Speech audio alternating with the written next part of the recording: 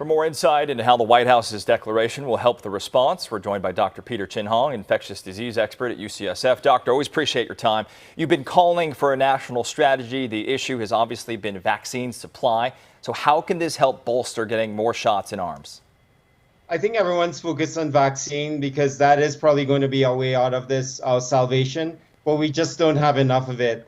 Whether or not we use different strategies, try to eke out more doses from the same vial, administer it in a different way, it will only get us so far. So I think really the way I think about the national designation as a public health emergency is the 3 M's for the benefits we'll get. The first thing is, of course, money. Money talks. We need money for personnel to be redistributed to really be laser focused on nipping this in the bud. The second M is for meds. A lot of focus has been on vaccines, but we have about 2 million doses of TPOX, which is really a good option for people while we wait for vaccines, because we are going to see more cases. And if we can get an emergency use authorization, that'll be great. And the third M, of course, is metadata.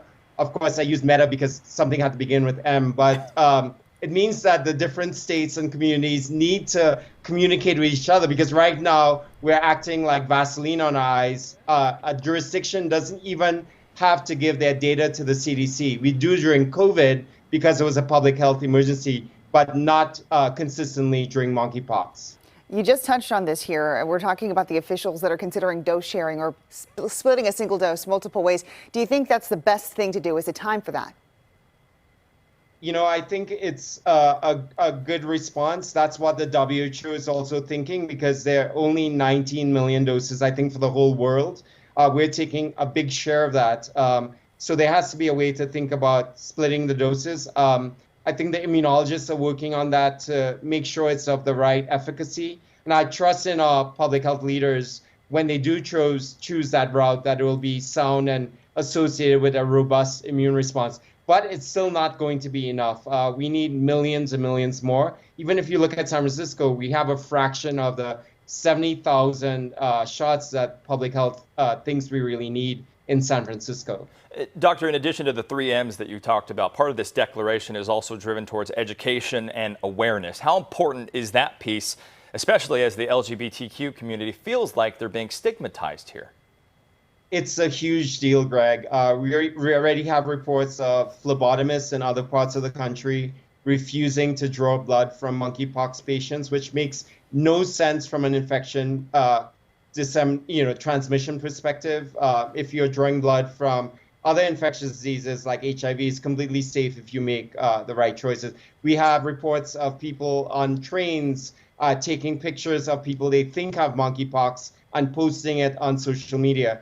We have reports of people afraid to hug people because they're afraid of catching monkeypox. So I think destigmatizing is something that's going to be very upfront and center, because what drives hate and stigma is fear and anxiety. So if we use science to help educate everyone as to really how you get monkeypox and what happens, I think that goes a long way in terms of that trickle-down effect. Yeah, we just spent the last 2 years going through a pandemic, and here we are again talking about another outbreak. Granted, monkeypox is not on the scale that we have seen with COVID-19, but when you talk about the tests, the vaccines, the treatments, do you think all of those lessons are going to help better contain the monkeypox outbreak, given what we've learned with COVID?